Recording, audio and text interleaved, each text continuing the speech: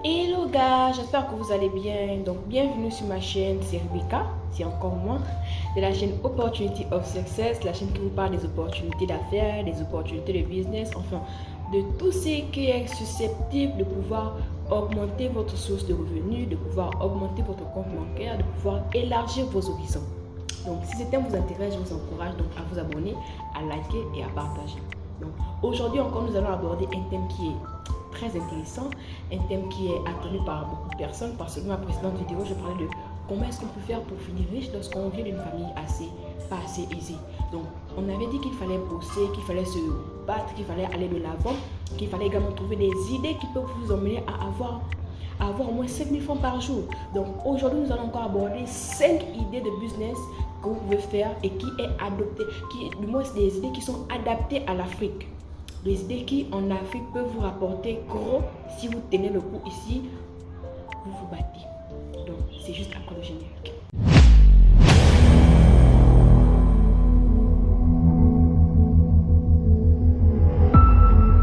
Donc la première idée de business que nous allons parler, c'est le business de la pâtisserie.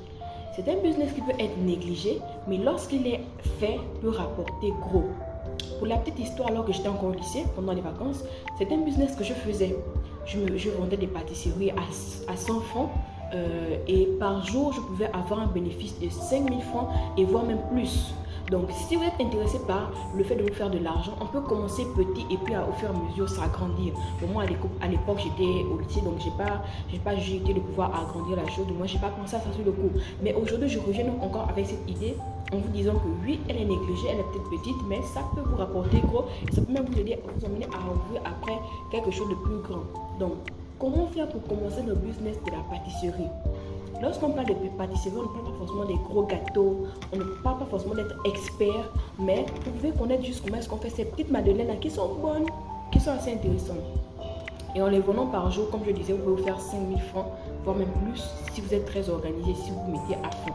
Donc, pour faire ce business-là, la première chose, c'est qu'il faudrait être propre. C'est-à-dire avoir une apparence qui attire. Parce que lorsqu'on se lance dans le business de la restauration, la première chose avant de manger ce qu'on propose, c'est d'abord la personne qui vous vend la chose, à quoi est-ce qu'elle ressemble. Donc, si vous souhaitez vous lancer dans la pâtisserie, je vous encourage d'abord à peut-être à soigner votre physique, en coupant vos ongles, en mettant des gants lorsque vous allez servir les gens, en couvrant votre tête avec, je sais pas, le truc que les cuisiniers mettent là, je sais pas comment ça, le bonnet des cuisines. Donc, je vous encourage à porter ça lorsque vous allez vous lancer. Donc, c'est un business que vous pouvez faire depuis votre maison ou encore dehors. C'est-à-dire, vous pouvez commencer par faire un flyer, c'est-à-dire un document ou encore une carte qui va représenter tout ce que vous faites. Ensuite, aller dans les écoles, les coller dans les parcs, les coller dans les arrêts de bus, les coller partout où il pourrait y avoir des gens qui passent, qui peuvent être intéressés. Et une fois que vous avez commencé à faire cela, vous allez commencer à avoir peut-être des commandes ou encore aller dans les bureaux, aller dans ces endroits où il y a des élèves, par exemple dans les écoles à la fin d'année, ils veulent parfois organiser les fêtes de fin d'année, aller dans les parcs où il y a des enfants avec leurs parents qui veulent parfois fêter des anniversaires et distribuer vos prospectus pour justement avoir des clients. Donc c'est une technique. Et lorsque vous aurez eu à distribuer cela, depuis votre maison, vous pourrez avoir des appels. Il faudrait mettre donc un numéro qui passe, une adresse qui passe. Ou encore, vous pouvez également avoir, non seulement mettre ça, mais si vous souhaitez augmenter vos chances, vous pouvez également vous positionner hors de votre maison. Parce que le business de la pâtisserie est un business dont la personne peut passer, ne pas forcément avoir prévu d'acheter cela, mais en voyant cela dehors, aura envie et va pouvoir acheter. Donc, la deuxième chose que je peux vous proposer, c'est également d'avoir un bon emplacement. Vous placez soit à la sortie de l'école, dans un carrefour, à l'arrêt de bus ou encore à l'entrée des marchés. Donc, ces endroits où il y a des gens en fait. Et si vous placez dans ce genre d'endroit, comme je disais, c'est la présentation. Votre présentation, les madeleines doivent être couvertes. Vous pouvez mettre ça dans un pack transparent et tout, fermé, parce qu'il ne faudrait pas qu'il y ait de la poussière, il ne faudrait pas qu'il y ait également des mouches. Donc, il faudrait également veiller à la présentation de votre produit, mais également à votre présentation à vous-même. Ensuite, ce que vous pouvez faire également, c'est de vous différencier dans le packaging. C'est-à-dire qu'il y a des gens, lorsqu'ils le font, du moins même moi, lorsque je le faisais au lycée, on utilise juste des sachets qu'on prend chez le boutiquier sans pour autant, sans trop d'esthétique. Mais ce que moi je vous conseille de faire si vous lancez dans ça, c'est de pouvoir prendre des packaging et de les personnaliser. Pas juste prendre des sachets quelconques et puis vous lancer dans ça avec ça. Mais c'est de pouvoir prendre en fait des emballages qui sont assez chics, qui sont assez bien et qui sont personnalisés avec votre contact et votre adresse. Comme ça, une personne peut passer, peut prendre votre marchandise et puis aller. Et puis demain, après-demain, encore en avoir besoin et vous commandez cela, vous appelez. Ou encore organiser un anniversaire et vous commandez. Donc c'est très important de pouvoir avoir l'adresse sur l'emballage parce que l'emballage ira partout et ça peut vous revenir avec d'autres clients. Donc c'est là la première idée de business. Donc la deuxième idée de business n'est pas une idée qui est éloignée de la première, c'est toujours dans la restauration. C'est tout simplement le business des pop-corn. Plusieurs personnes négligent cela. Plusieurs personnes négligent le business des pop-corn, mais et pourtant ce business rapporte énormément. Pour la petite histoire encore, il y a un monsieur qui a eu à commencer avec ce business avec seulement 2000 francs. Il vendait du moins au début à côté de chez lui. Mais le business a été rapporté tellement qu'il a dû maintenant avoir d'autres endroits où il vendait. Il a eu à embaucher d'autres personnes qui ont commencé à travailler avec lui. Donc lorsqu'il a commencé à travailler à la maison, il faisait les pop-corn depuis chez lui. Mais avec le bénéfice qu'il a eu à avoir, il a non seulement acheté la marchandise, il a acheté la machine, mais il a également pris d'autres personnes qui ont commencé à travailler pour lui. Et aujourd'hui, il paye sa maison avec ça, il paye les études de ses enfants avec ça. Donc c'est un business qui peut être négligé, mais qui pourtant peut nous prendre en charge, ou encore peut vous prendre en charge. Donc ce n'est pas à négliger. Donc là encore, pour vous lancer dans ce business, ce que vous pouvez faire, c'est tout simplement d'abord le positionnement. Il faudrait vous positionner au bon endroit.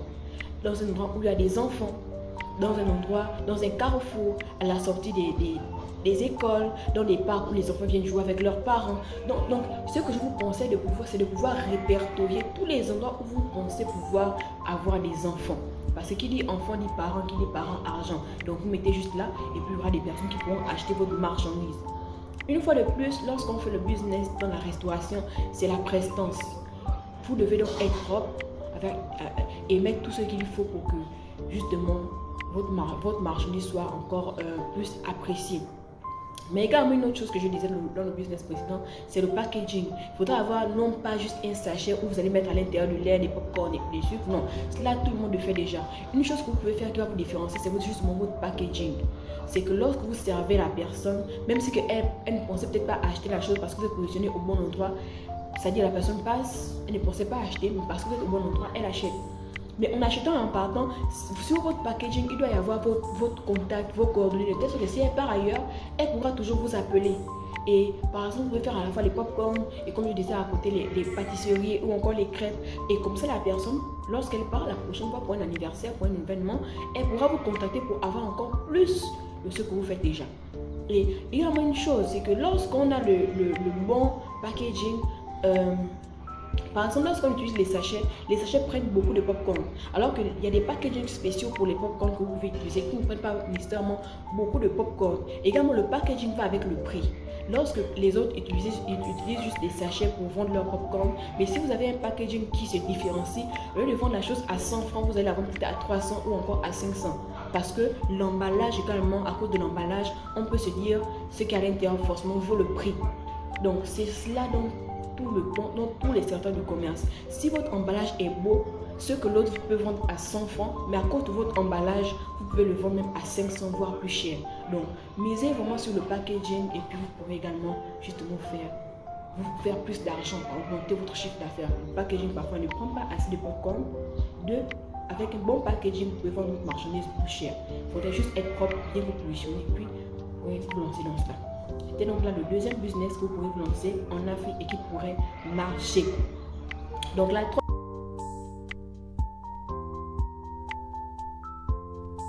troisième chose que vous pouvez faire, vous l'aurez compris, c'est le business des packaging. Actuellement en Afrique, plusieurs Africains se lancent dans la fabrication de produits alimentaires, produits cosmétiques, produits, je sais pas, toutes sortes de produits. Là, on vient de parler des pop-corn, on vient de parler de la pâtisserie, d'autres fabriquent des jus, d'autres fabriquent des produits cosmétiques, d'autres fabriquent des crèmes, dans tout ça, il n'y a pas d'endroit où est-ce qu'ils peuvent mettre leurs produits pour pouvoir les commercialiser. Donc, si vous devenez la personne qui, par exemple, vend ces emballages-là, vous serez donc une référence et forcément, vous aurez donc de l'argent. Parce qu'actuellement en Afrique, pas beaucoup de personnes sont dans le packaging. Beaucoup de personnes, lorsqu'ils font leur commerce en Afrique, doivent commander en Chine, doivent commander ailleurs en fait. Donc du coup, si vous vous lancez dans cette niche-là, c'est une niche qui peut vous rapporter gros. Parce que justement, comme je le dis, beaucoup de personnes sont dans la fabrication de produits, mais peu de personnes ont déjà commencé à justement commercialiser l'emballage qui va avec les différents produits. Donc si vous souhaitez vous lancer dans cela, vous pouvez tout simplement voir des sites comme Alibaba, AliExpress pour pouvoir commander depuis la Chine, ou encore si vous souhaitez commander depuis la Chine et que vous ne savez pas comment faire, vous pouvez tout simplement nous contacter pour qu'on puisse vous montrer comment faire, comment trouver un bon fournisseur et comment vous ravitailler. Donc si vous souhaitez vous lancer dans ce packaging-là, c'est dans ce secteur, c'est un secteur qui est très prometteur, qui est très rentable et qu'il suffirait juste d'être organisé. Maintenant, comment trouver la clientèle? C'est assez simple.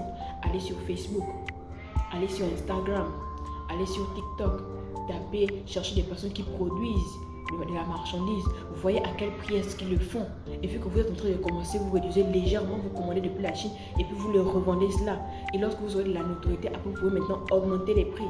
Donc c'est un peu cela. Lorsqu'on commence, on commence petit et au fur et à mesure, on s'agrandit. Vous pouvez commencer avec un seul packaging et au fur et à mesure, selon la demande que vous aurez, augmenter maintenant, encore se différencier, aller dans les différents types de packaging. Donc c'était là le troisième business que vous pouvez faire en Afrique qui marche. Je vous confirme qu'en Afrique, plusieurs personnes ne font pas encore ça. Plusieurs personnes ne sont pas encore dans le packaging. Donc si vous faites ça, vous aurez une bonne rentabilité.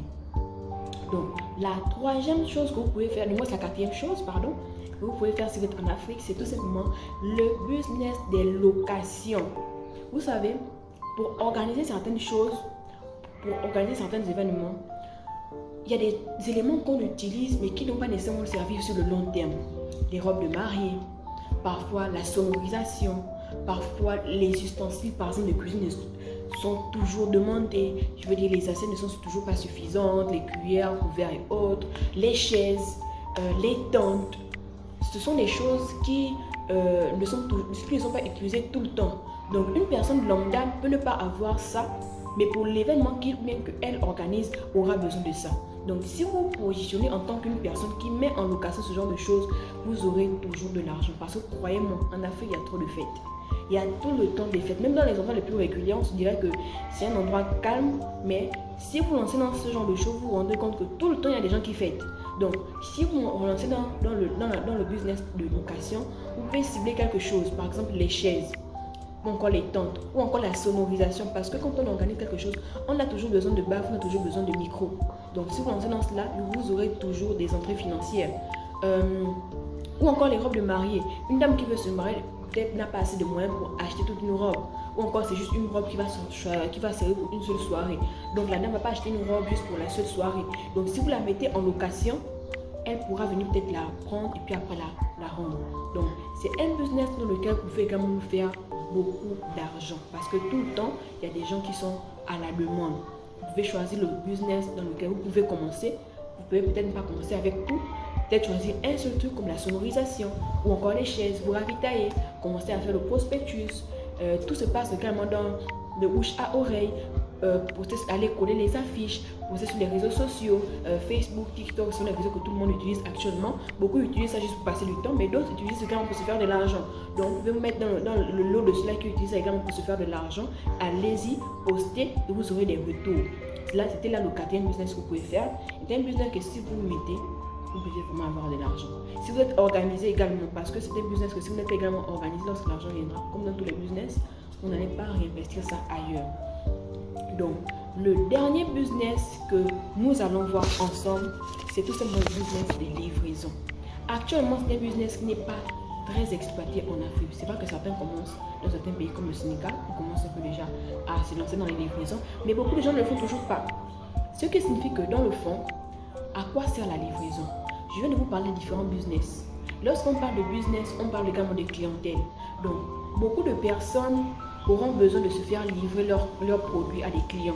Parce que peut-être n'étant pas disponibles, parce que peut-être étant en train de travailler, ou encore peut-être étant à la maison avec des enfants, ils auront besoin de faire livrer leurs marchandises à différentes personnes.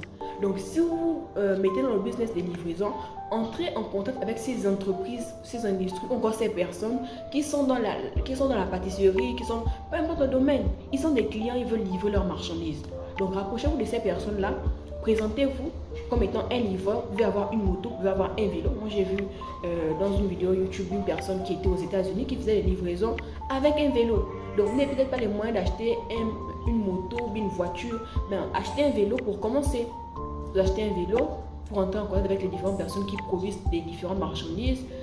Proposez-leur vos services, 500 francs, 1000 francs, 1500 selon le pays dans lequel vous vous trouvez, et puis vous livrez des choses.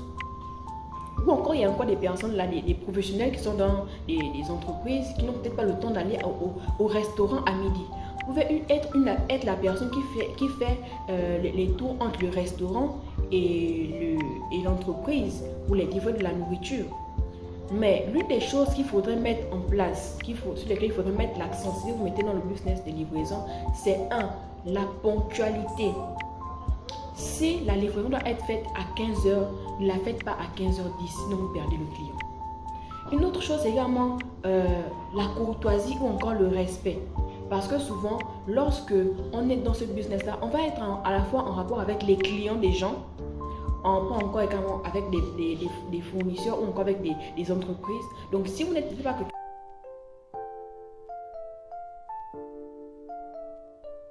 de courtois et que vous avez une mauvaise prestance auprès d'un client, l'entreprise mettra fin à votre contrat. Donc, une chose, c'est d'abord, la ponctualité, parce que les clients n'aiment pas attendre. Donc, si le monsieur qui doit manger à 12h ou venir avec le repas à 14h, ben, sa pause est déjà finie. Donc, vous verrez que vos services ne seront pas recommandés. Ou encore, si le client qui doit voyager ou faire autre chose vous attend à 14h et que vous venez à 15h, il ira chercher ailleurs. Soit il va chercher un autre livreur, mais certainement il va se défaire de vos services. Donc, l'une des choses qui est très importante dans ça, c'est la ponctualité. 2, c'est la courtoisie, la politesse, parce qu'il ne faudrait pas faire perdre une entreprise, certains clients, parce qu'il faudrait que vous puissiez être recommandable, parce qu'une personne qui a commandé la nourriture aujourd'hui avec vous a été satisfait en termes de rapidité, de politesse, pourra vous recommander à un collègue. Une entreprise pourra vous recommander à une autre personne qui fait ceci, et c'est comme ça que votre renommée, réputation sera étendue. Je suis dans une petite ville et actuellement ici, il y a un livreur qui est recommandé à tout le monde. Lorsque vous souhaitez avoir quelque chose, c'est le même nom qui revient tout le temps. Pourquoi? Parce qu'il est à l'heure, il est ponctuel, il est rapide, il est courtois. Donc, c'est également des choses qu'il faudrait travailler si vous mettez dans ça. Vous pouvez ne pas avoir une moto, vous pouvez ne pas avoir une voiture, même avec un vélo. C'est vrai qu'au début, ce ne sera pas facile. Mais avec vos premiers revenus, vous pouvez maintenant économiser, prendre la moto. Et comme je dis, c'est au fur et à mesure que vous allez vous grandir. Donc, c'était là les 5 idées que vous pouvez faire, adaptées à l'Afrique. J'espère que j'ai été assez claire. Maintenant, s'il y a des questions, peut-être s'il y a des points, des zones d'ombre, vous pouvez commenter avec des questions que vous avez. Si vous avez des idées de business dont je n'ai pas parlé, vous pouvez également laisser un commentaire. Ça pourrait également aider quelqu'un. Donc, merci d'avoir regardé cette vidéo jusqu'à la fin. Je vous encourage une fois de plus à vous abonner, à liker et à partager. Si vous connaissez une personne qui souhaite se lancer dans quelque chose mais n'a pas d'idée, envoyez la personne la vidéo. Et donc, on se dit juste à la prochaine.